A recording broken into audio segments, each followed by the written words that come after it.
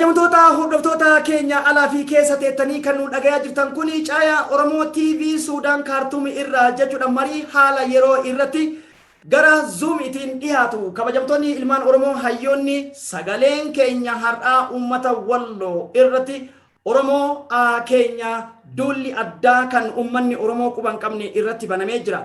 Akkasumas godina Arsii lixaatti namni 300 ol mootummaa dhabuu isaatiif dhugaa dhabuu isaatiif beelaan dararamee jira. Seenuu qaba. Yeroon kun yeroo qabsooti. Dhuguma dubbachuu fi akkuma waraanni keenya dalaguu jiru sanitti uummanni keenyas bahee waan danda'uun akkuma kaleessa ulee qabatee dhakaa qabatee karaa bahee karaa cufaa ture sanitti bira dhaabbatee har'as gargaaruu qaba. Qabsoo fi finiinsuu qaba. Rafuun qabu. Jechuun barbaada. Uummanni Oromoo bal'aan jabaadhaa warri biyya jirtan hundi keessan soomanii mootummaan kun mootummaa keenya jettanii hin rafina. Hayyoota keenya nyaatee fixuu jira. Kaahidhee ajjeesee fixuu jira. Arguu jirtan guyyaa guyyaa dhumachuu jirta waan ta'eef baatanii qabsooftanii dhumatuun dirqama Oromummaa ba'aan jechuu barbaadan gara kiyyatti. Ummanni Walloo ummata ciccimoodha. Ummata ofirraa deebisuu danda'u. Ummata waan fedhe ofirraa deebisuu danda'u waan ta'eef yeroo ammaa kana keessatti hidhannoo barbaachisan jechuudha. Kanaaf ummata Walloo akka jirutti hidhachiisu. Gargaarsaan bira dhaabbachuu hidhannoo akka isaan hidhatan gochuutu dirqama lammummaadhaan nurra jira jechuudha. Kabajamtoota hordoftoota keenya kuni magaalaa hidhaa Aswaan Suudaan Kaartuumitti kan argamu irraa ka tamsaasa keenya kallattiidhaa isinii dabarsaatii jirru jechuudha. Uummata Oromoo Walloo irratti dulli yeroo kami irraayyuu tooftaa addaatiin uummata sana buqqisanii Walloodhuuf jalatti deebisuudhaaf banamee jira. Walloo cabde taanaan Oromoon guutuun akka cabde uummanni Oromoo beekuu qaba. Walloon barbadeessan taanaan Oromoo guutuyyuu barbadeessan akka ta'e uummanni Oromoo beekuu qaba.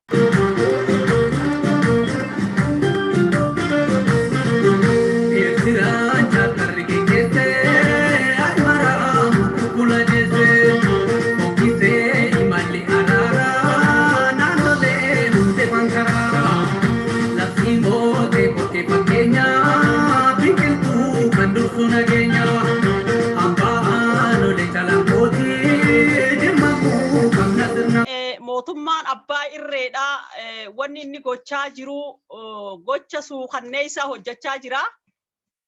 Nafxanyaan jechuudha gaa silaa bara yookaan jaarraa amata 150 keessatti uummata Oromoo kana silaa akka fedhii isaanii afaan Oromootii fi uummata Oromoo lafarraa dhabamsiisanii ifiirra jiraachuu barbaadanii.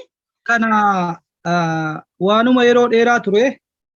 Waraana bilisummaa Oromoolee ABO jedhanii tanaan dura gochi sirni gongodhaa hin turiin hin jiru. Kana Oromummaa balleessuudha akkuma Oromummaa abaddu jedhaniitiin karaarra deemaa turan sani Oromummaadhaaf malee duulli kun shanee qofaaf miti. Jarri hanga Oromoon jedhaniitti hanga Oromoon gurmuun jirutti nagaan taa'uu hin danda'an. Kana waan beekaniif taargaa kana kennaniif malee uummanni social media kanatti illee arguu jirru ummata daldalatee buluu fi ummata horsiisee bulaa fi ummata nagaan lafa ofii qotatee jiraatudha kan lola.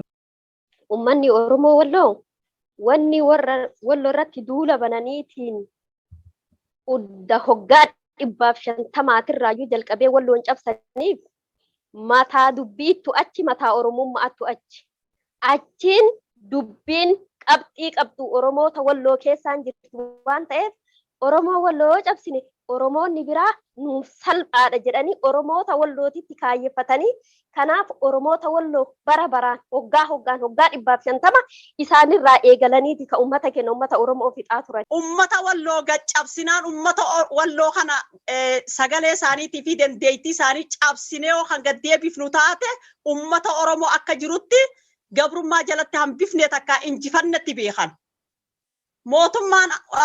Mootummaan abbaa irreedhaa gabroonfataan nama nyaataan wanni kalee inni lafa kaa'atelleen kalluuna fixuudhaaf maal godhuu qabna bahara goggoysuu qabna jee waan kaayyoo qabuuf jecha baharri inni goggoysu ummata waan ta'eef ummanni yeroo ammaa kana keessatti jabaatee mootummaa abbaa irree kana firraa mancaasuudhaaf takka ammoo isa kana firraa dhabamsiisuuf ummanni Oromoo akka jirutti hayyee ummanni 300 oloo godina Arsii lixatti beelawaa jiru kun isin ilaallatu kananuu maal jette? Sirriitti na ilaallata ani Oromoon hunduu anaaf qixa dhiiga kiyya ummanni kutaa hundaatu miidhamaadha ummatuma warra miidhame akka Oromootittu miidhamtoota bira dhaabatuun gahee kennedha. Maal jedhume waa'ee ummata warra walloo kana sagalee haa taanu jechuun Oromoon quba qabaachuu qaba. Duula irratti gochaa jiran Oromiyaa adda addaa keessa ilmaan Oromoo itti guuranii gara duulatti bobbaasan asiin ammoo qe'een karrayyuu dhaanamaa jirti. Bakka magaalaa hedduu lafa hedduu Oromoo irraa qabachaa jiranii ummata Oromoo irratti aanaa sadi dheengadda jillee dhummuugaa fi naannoo magaalaa Odaa sirbaa ture. Har'a ammoo guutumaan guututti walloon iddoowwan adda addaatti duula bananii jiranii ummannis jechuudhaan nu dhaqqabaa jechuu jira. Ummata walloo cabsuun ammoo akka Oromoota hunda cabsuu ta'etti isaan ni beekan. Kanaaf Oromoon hundinuu waan qabuun bira dhaabatee ummata walloo kana gargaaruu qabaa. Waan dandeenyu hundaan bira dhaabbachuun dirqama Oromummaa bahuu qabnaan jedha. Sagalee isaanii kana dhagahaan jiru ummanni. Ummanni garuma itti goruuyyu wallaalaa jira wajjin birii keessa ummanni keenya. Kanaaf irra guddaan wanti qabsoo keenya kana galmaan gahu hooggantoonni keenya sagaleen isaanii yeroo kamuu dhagahamuu qabu. Sagaleen isaanii yeroo kamuu waan kana geenne bakka kana geenne bakka geenne akkuma miidiyaan keenya isa jaalli keenya kabajamaan jaalsoo umar dabarsaa jiran kanatti yoo yeroo hunda ka dhagahamu ta'e sammuun uummata keenyaan ijaarama. Duulli addaa kun walloo irratti banameef maali? Sababa qaba. Ifa sababa qaba. Sababa guddaa tokko jarri lafa kaatanii jiran.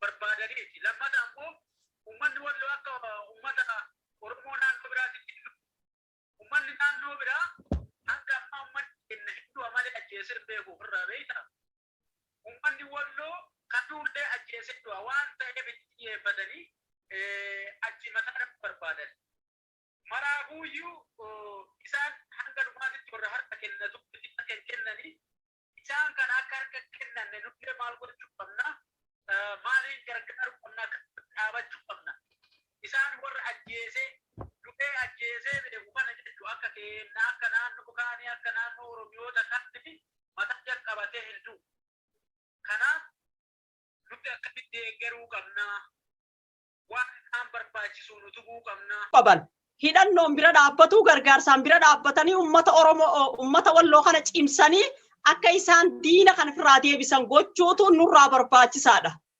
Namni tokko hidhatu malee diina firraa deebisuu hin danda'u. Ummanni Oromoo akka jirutti gama walloo deebi'ee walloo hidhachiisuu qaba. Walloo gargaarsaan bira dhaabbachuu qaban diina kana gaafa hidhatan gaafa jabaatan warri walloo akka firraa deebisu abdii guddaa qabna. Gara biraatiin immoo ummata keenya kan beelaa jiruuf waan dandeenyu isaan bira dhaabachuu qabna. Isaan gargaaruu qabna. Ummanni keenya mootummaa hin qabu. Ummata Oromoo qaba. Ka beelaa illee ka rakkatellee ka dhibamellee ka cabellee ka hokkolellee ka hidhamallee jechuudha.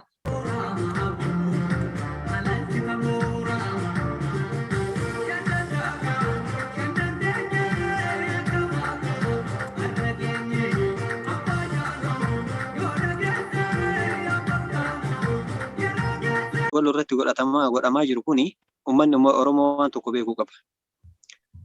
Wallaggaa waama hedduu naannessanii dadhaban. Arsii kallattii tokkoon naannessanii dadhaban kallattii tokkoon hongeen qabateera. Wanti walloo irratti duula godhameef maal seetan? Walloo yoo danda'anii barbadeessan handhuura Oromoo eessaan cabsinaadha amma wanti walloo irratti duulameef kana Oromoon beekuu qaba. Walloo cabde taanaan Oromoon guutuun akka cabde uummanni Oromoo beekuu qaba.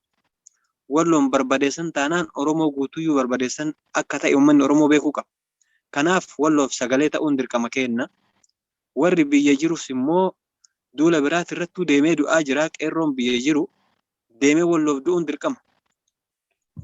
Kanaaf namtichi kuni garas garagalee garana garagalee gara garagaluu dhabee waan ta'u wallaaleeti kana dalagaa jiru. Kana waan ta'eef uummanni keenya kana beekee dammaquu qaba. Uummanni dammaquu qaba. Ifatti uummata ka dammaqsu immoo hayyoota keenya sirraa eegalee uummata keenya ka dammaqsu miidiyaadha. Uummanni keenya dammaquu qaba. Uummata keenya dammaqsuu qabdanii sagalee walloof immoo yeroo kamuu walloo ima miidhamaa sagalee taanaaf ima jedhanii namni walloof sagalee ta'uu nama muraasa. Kanaaf walloof sagalee ta'uun dirqama keenya. Uummanni biyya keessa jirullee akkasuma. Lammata warroota uummata Arsii keessatti beelaan bakka maratti beelaan miidhamaa jiru kana goofandiin banamee jira. Hin beektanii uummanni Oromoo quba qabdanii argitanii jirtan natti fakkaate.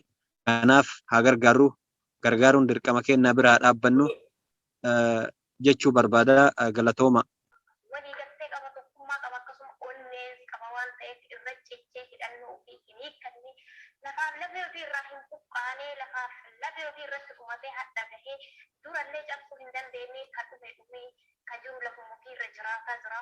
Amaarri isin asiiyyuu miti buqqa'aatii naannoo Adaamaatti galaa jettee lafa isaanii akkuma jirutti irraa fudhachuuf osoo isaanii taate odoo danda'ame akka rabbiitii fi akka gootummaa hidhannoo qabanii hadha eegan malee diina isaan mirgaa ofirraa faccisaa odoo akka diinaa fi qaasa badee uummataan walloo durallee cabsuu hin dandeessu ammallee hin cabsitu. Ummata walloo ummanni biyya keessa akeekisu argaa jirtan. Miidiyaa tokko argaa hin jirtan. Argaa hin jirtan. Feesbuuk walaanaa hin jirtan. Warra waa miidiyaa dhiyaatu kana malee feesbuuk argaa hin jirtan. Uummanni keessa yeroo biyya keessa akeekisu. Argitanii bakka hunda raayee miidiyaa argaa jirtan. Miidiyaa tokko biyya keessa dubbataa hin jirtan. Argaa jirtan. Akka miidiyaa beekatu akka cifaa jiru argaa jirtan. Warrummaan keessa bakka jirutti telefoon akka hin yaadu dhabdee waa hunda eenyu ta'aa jirta. Karaa feesbuukaa kanaan online irraa kan waa hundaa fayyadamaa jiru. Kanaaf uummanni biyya keessatti ukkaamamarra jira. Yeroo ukkaamamee jira. Tan arran guyyaa keessaan irratti hojjechaa jiranii miti. Garuu immoo kanarraa uummanni Oromoo maal godhuu qaba kan jedhu ilmaan Oromoodhaa hamma gartee alaabaan teenya Finfinnee irratti mirmirsamtuu takkatti dhugaa dubbachuuf gahee qabsoon nama gaafattu. Akkuma jaalmarroon dubbatee turetti sabaa sablammoonni hidhatee wal hidhachiisee jira jechaa ture sanatti nuti immoo hammallee irra guddaan keenya rafaa jirra. Garuu immoo diinni biyya nu bulchaa jiru kan ilmaan keenya maatii keenya qabeenya keenya saamaa jiru kuni waan hedduu gartee qabeenyaa fi nama ajjeesuu fi nama hidhuu irra bobba'ee jiruuf jecha tokko taanee qaamaa fi qalbiidhaan wal quba qabaannee falmannee gabrummaa kana bira buqqaasuu qofa jedhin abdii.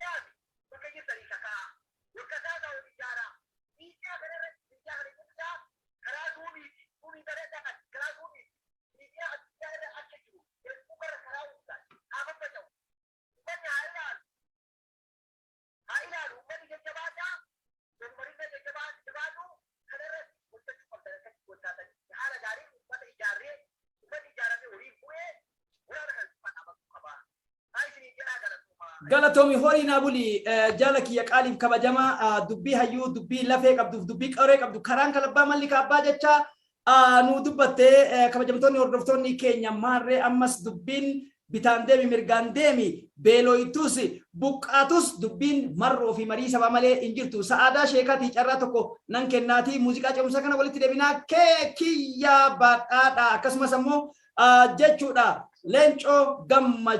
Ilmaan Oromoo walloo irratti wanni nafxanyoonni dalayde waan osoo barreessaniitiin illee qalamaan illee dhumuu miti. Manatti naqanii mana wajji gubaa turan yeroo mililikillee akka seenaa irraa dhageenyetti.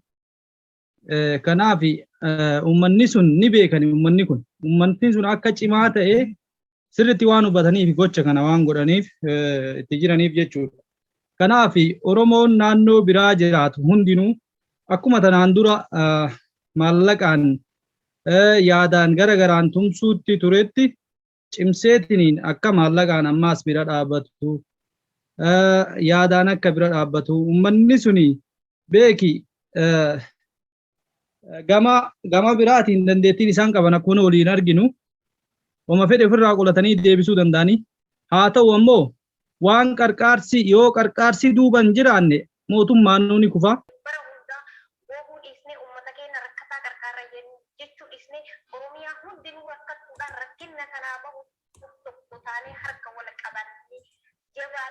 du'a caalatti tokkummaa keenya cimsinee waraana keenya bira dhaabannee keessaa alaan otoo biyya tokko qofa irra eeguu hin taane Oromiyaa hundi walii jala kaanee falmannee mootummaa nama nyaataa ta'e abbaa irree kana ofirraa fonqolchuu qabna malee biyyi teenya rakkina jalaa bahu.